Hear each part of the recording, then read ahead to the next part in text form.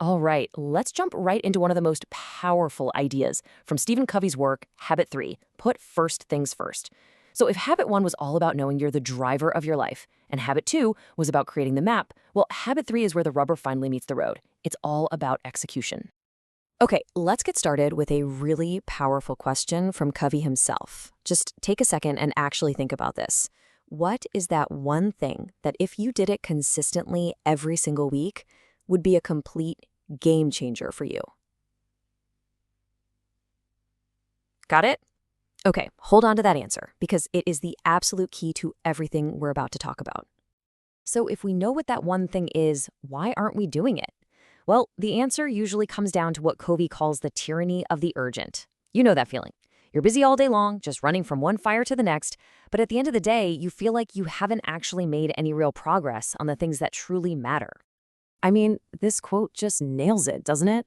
We get trapped in this really vicious cycle. We get hammered by problems all day, a big crisis pops up, knocks us down, and right when we get back on our feet, boom, another one hits. And to cope with that stress, what do? We escape. We zone out on things that have zero importance. It's a reactive loop that just leads straight to burnout. So how do we break out of this trap? Well, this is where Covey gives us an absolutely incredible tool to help us think clearly about where our time goes. It's called the Time Management Matrix. It's a super simple but profound way to organize everything you do, and it's all based on just two critical factors. The first factor is urgency. Urgent things are screamers. They demand your attention right now. They act on you. Think about a ringing phone. It's almost impossible to ignore, right? It just insists on being answered this very second.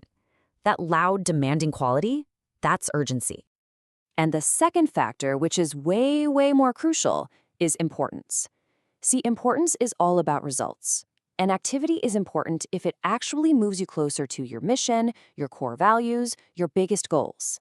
And here's the key difference.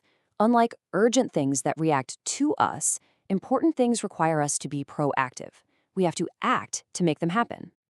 Okay, so let's see what happens when we put these two factors together. On one axis, you have urgent and not urgent, and on the other, you have important and not important. This creates four distinct boxes, or quadrants, and literally everything you do falls into one of them. Understanding this matrix is the absolute first step to taking back control of your time and your life. Let's break them down, starting with quadrant I. This is the quadrant of crisis. Things here are both urgent and important. We're talking about real emergencies, last-minute project deadlines, a sick kid. We all have to spend some time here, but the problem is many people are completely consumed by it, living their lives as professional firefighters. Now for quadrant 3. Covey calls this one the quadrant of deception, and for a really good reason. These activities are urgent, but they are not important. This is all the noise. The constant interruptions, the endless, pointless meetings, the emails that feel important just because they're new. The deception is that the urgency makes us think we're in quadrant 1, but really, we're just responding to somebody else's priorities, not our own. And then you've got quadrant 4. This is, well, it's just waste. It's not urgent, and it's not important. This is the mindless scrolling, the trivial tasks, all the stuff we do to escape when we're totally fried from being in quadrants I and 3 all day long. And finally, we arrive at the absolute heart of effective personal management, quadrant 2. These are the activities that are deeply important, but, and this is the key, they are not urgent. This is where the magic happens. This is planning, preventing problems before they start, building relationships, exercising, learning. It's literally all the things we know we should do, but we often push aside because they don't scream for our attention. So, you can probably see where this is going. The entire key to an effective life is learning to intentionally shift your focus. It's about breaking free from the downward pull of quadrants I and 3 and learning how to live and operate out of quadrant 2. This is where you get real leverage. This quote just perfectly captures that mental shift, doesn't it? It's about going from being a firefighter to being an architect. Instead of just running around reacting to problems, you are proactively building the systems, the habits, and the relationships that prevent those problems from ever even starting.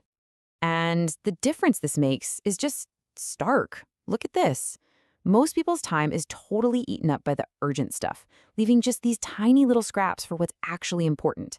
But the goal is to flip that completely, to intentionally build a huge, protected block of time for quadrant 2, making it the main way that you operate. And Here's the best part. It creates a virtuous cycle. The more time you invest in Quadrant 2 activities, in planning, in preparation, in your health, the smaller and smaller your Quadrant I becomes. You're not just managing crises better, you're systematically eliminating them before they can even happen. It's amazing. Okay, so we get the why. That all makes sense. But what about the how? How do we actually do this? How do we make the shift and start living in Quadrant 2? Well, Covey gives us a really practical 4-step framework to make it happen. But first, a huge insight. You have to stop focusing so much on daily planning. The real power, the real leverage comes from organizing your week. When you think in 7-day blocks, it gives you the perspective and the context you need to see the big picture and actually schedule those important, non-urgent Quadrant 2 activities. So what does this actually look like? It's a really simple 4-step process you can do every week.